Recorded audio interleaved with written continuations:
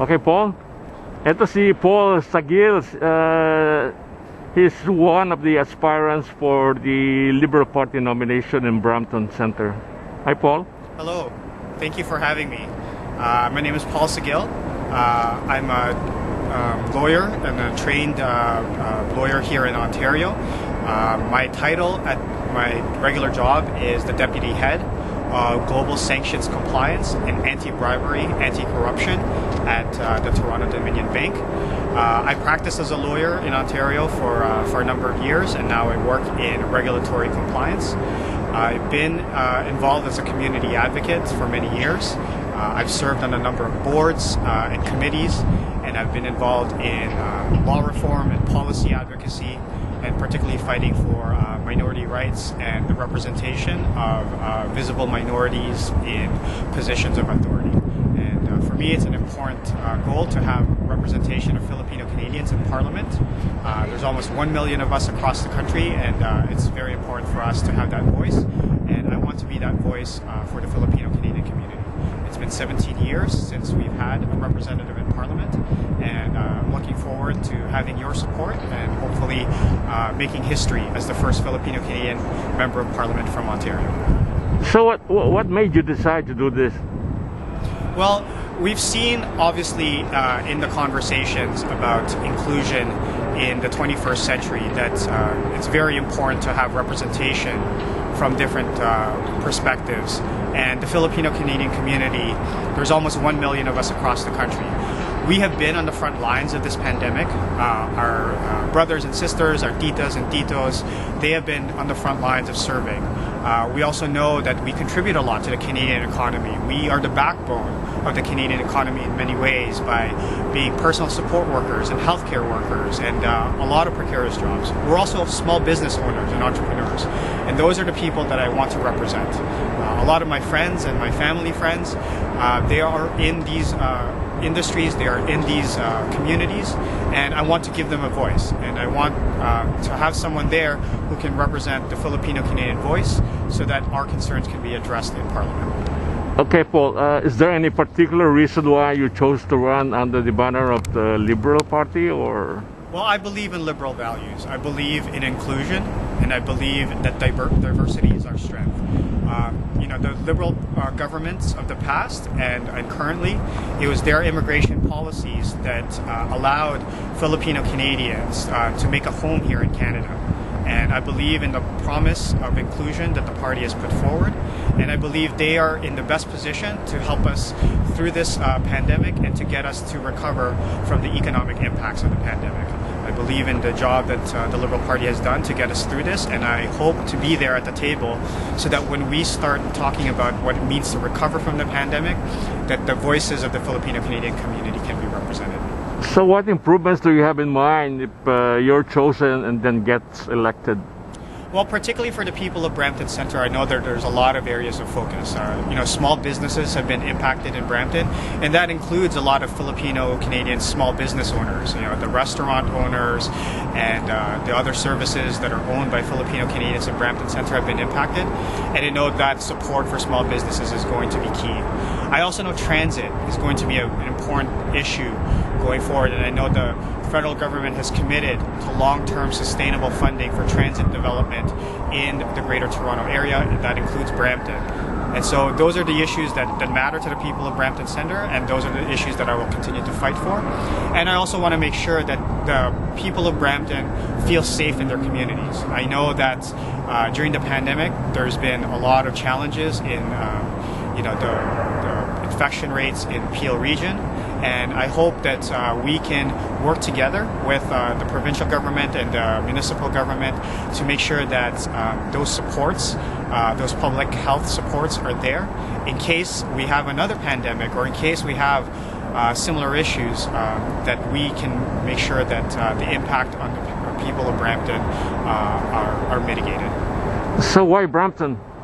So Brampton is close to my heart and close to my family's heart. When we first landed in Canada, we settled in Brampton. We lived just around the corner from Bramalea City Centre. We attended St. Anthony's Parish, and I went to St. Anthony's Elementary School for a little bit. We moved around different parts of the city, but Brampton was always close to our hearts, and we eventually moved back to Brampton. And in fact, a lot of my memories growing up, when I was late in high school and when I was in university, are because I lived in Brampton. And funny enough, I work at TD Bank now. One of the first places that I worked at TD when I was in university was at a branch in Brampton, and it's in the riding of Brampton Centre. So we have close ties to Brampton. We also know that there's a very strong Filipino community in Brampton. Rowena Santos, city councilor, is one of the few Filipino-Canadians in office, and she proudly represents wards in Brampton that overlap with Brampton Centre, the riding. And one of my friends, Justice Steve Carroza, the first Filipino-Canadian judge, used to preside in Brampton, and I was there when he was sworn in. I was there to support him along with many members of the legal profession because it was such a milestone to have Steve Carroza represent the Filipino-Canadian community in the judiciary. So that's the kind of history that we want to make in Brampton, and I really look forward to having the Filipino-Canadian community and other members of the Brampton Centre community to have their support would mean so much to me. Do you have any opinion about the way the Liberals handle the COVID-19 pandemic? I think it was a very challenging time for all governments across the world, and I know that the Prime Minister and all the members of Cabinet worked diligently. They've been working tirelessly, non-stop, and I know now that we have secured a steady supply of vaccines. I know that all the income supports that they have rolled out, the supports for small businesses, were very well received by Canadians, and people were very grateful that because of the government supports that were made available, that people were able to put food on the table and put a roof over their heads. And I know there's been challenges throughout, but the people in the Liberal Party have worked tirelessly, and I want to commend them for their work, and I'm so glad to be working as part of the Liberal team, and I'm looking forward to working with those colleagues. So how do you feel about these hate crimes against Asians? Well, I know it's very disappointing for many people in our community because it cuts across so many communities. The recent reports are really just a symptom of what I think has been a long-term issue about white supremacy and anti-Asian, anti-minority sentiments. And so I think it's very important that we stand up and speak out. And the Filipino-Canadian community has been impacted by this. We know that people both here and in the U.S. have been the subject of discrimination, of violence. We know that elderly people have been suffering. We know that small businesses have been damaged, and we know that it's all because people perceive us as a minority and as some community that is different. But that's not true. We are part of the fabric of Canada, and we need to stand up and we need to defend the Canada that we believe in. The reason why a lot of us came to Canada is because we wanted a better opportunity for ourselves, and we need to be part of the conversation along with other members of Asian Canadian communities, along with members of the Black community, along with members of the Indigenous communities, other racialized groups. We all need to unite together and fight against racism and discrimination and bigotry. We will only be able to do this if we stand together united, and I hope that the people of Brampton Centre know that, because it's a very diverse community. I know that the Filipino-Canadian community appreciates this. We are one of the most well-known traits about the Filipino community, of course, is that we're a loving people. We get along, and we strive to make a community with everyone. And I hope that we can stand in allyship with other members of the Asian community, the Black community, and the Indigenous communities in Canada to fight racism and discrimination. Well, do you have any suggestion on how to address this anti-hate problem? Well, I know that there's been a lot of advocacy on this, and myself in particular, I've been involved with other community groups to fight for this. I think there's a number of actions that we can take, and I know that the federal government, for example, has also taken a lot of important actions in funding community groups who are taking concrete steps to fight discrimination.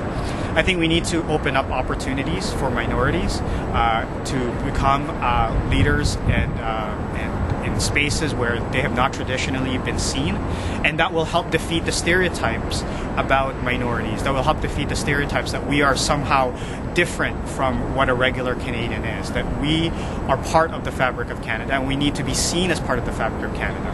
We also need to invest in educational resources, cultural resources, so that people can be integrated, especially newcomers, so that they feel like they're part of this new society, new community that they join when they move to Canada. And I know that we need to also tighten up enforcement of anti-discrimination legislation. We need to battle online hate.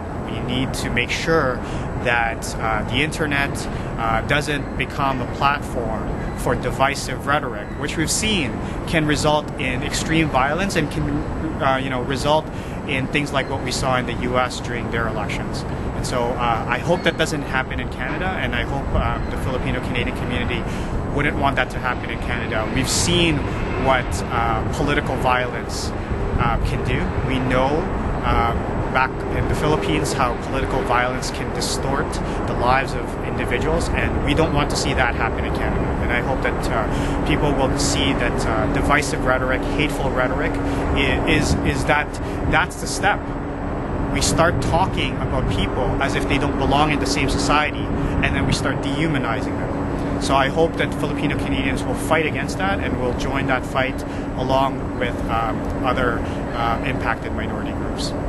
Okay. Thank you, Paul. Thank you.